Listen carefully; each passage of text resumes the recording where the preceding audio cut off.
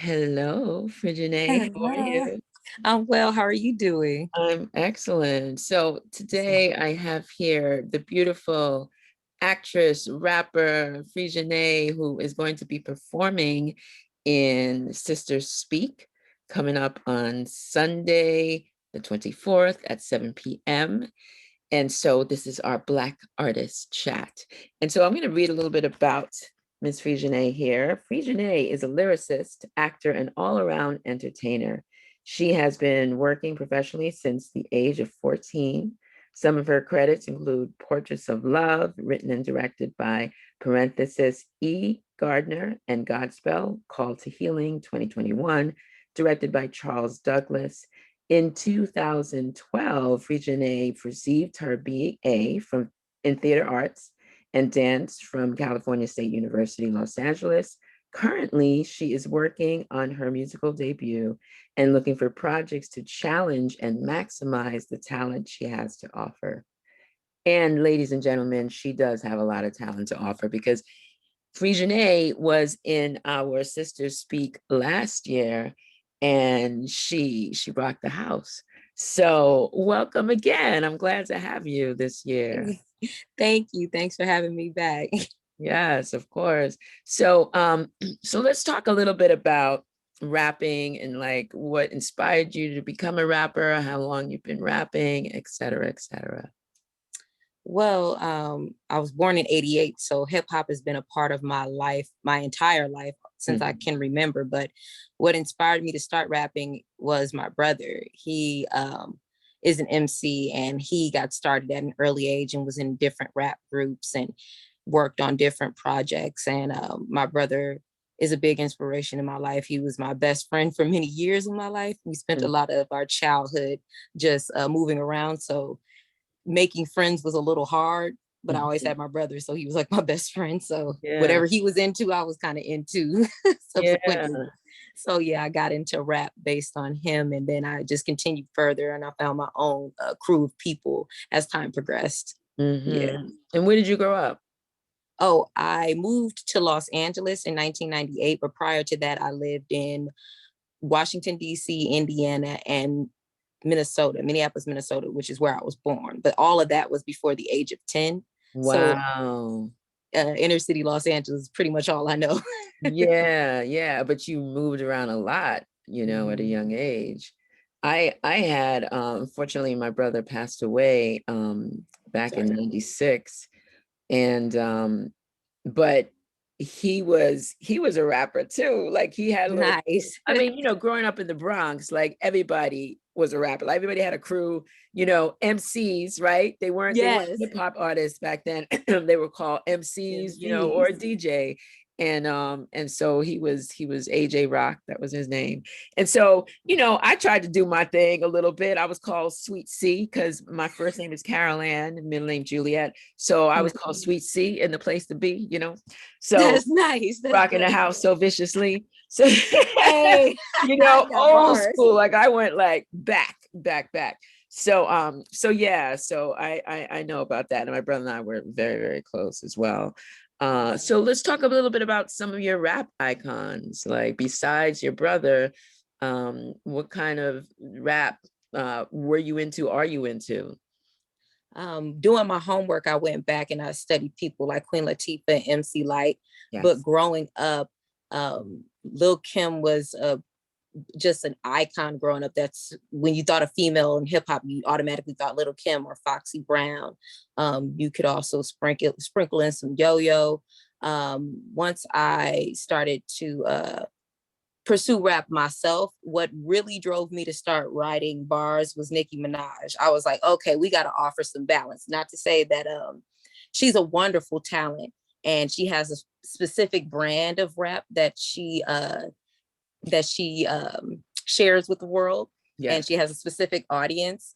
I was like, let's offer some balance. So I'm like, as crafty as she is with her words, I want to be as crafty in my own way, but I wanted to have a more modest approach to, Yeah. the sexuality that is associated with females in hip hop. They tend to be unanimous when they're not necessarily the same.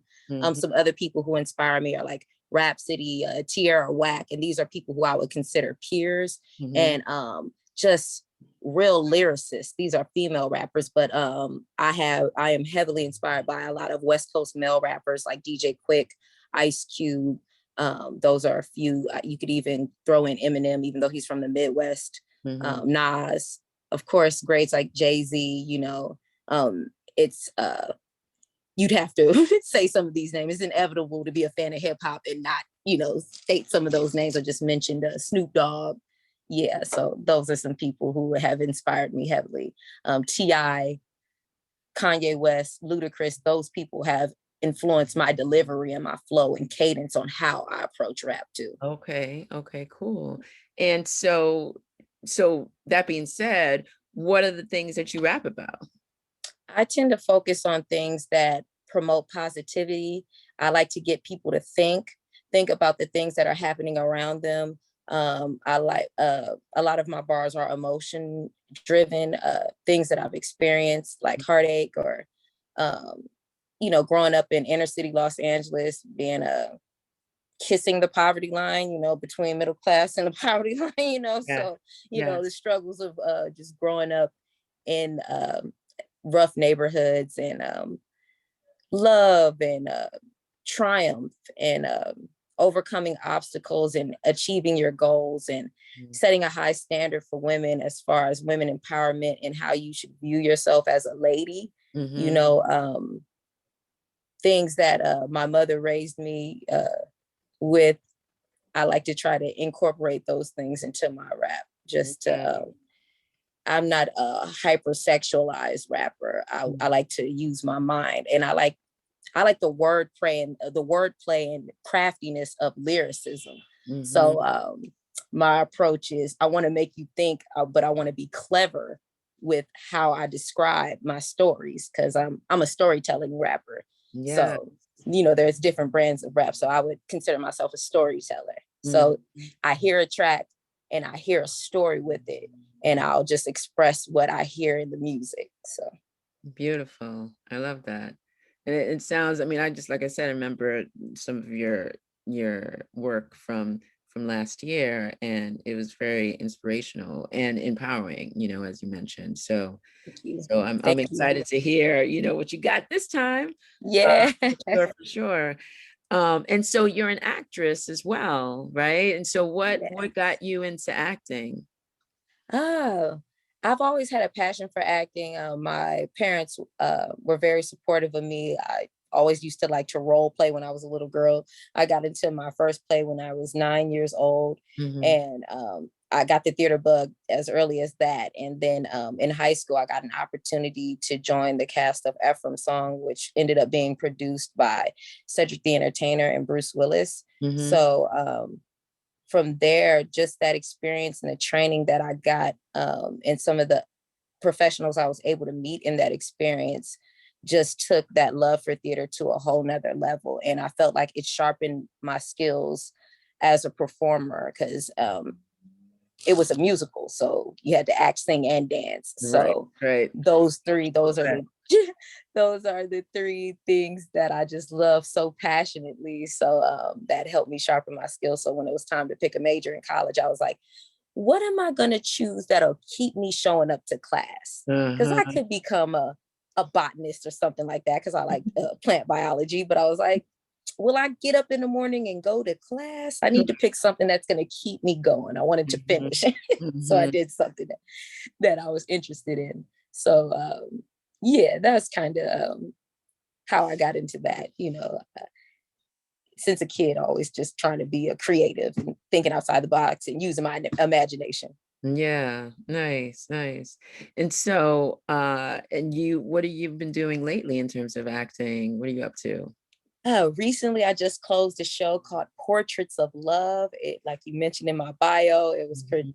written and directed by Francis E. Gardner. And in that play, I played a woman who had some mental health issues. She ends up murdering her husband due to evil hallucinations that she had in her brain. And that was a really trying role. I'm usually the jovial kind of comedic role actress.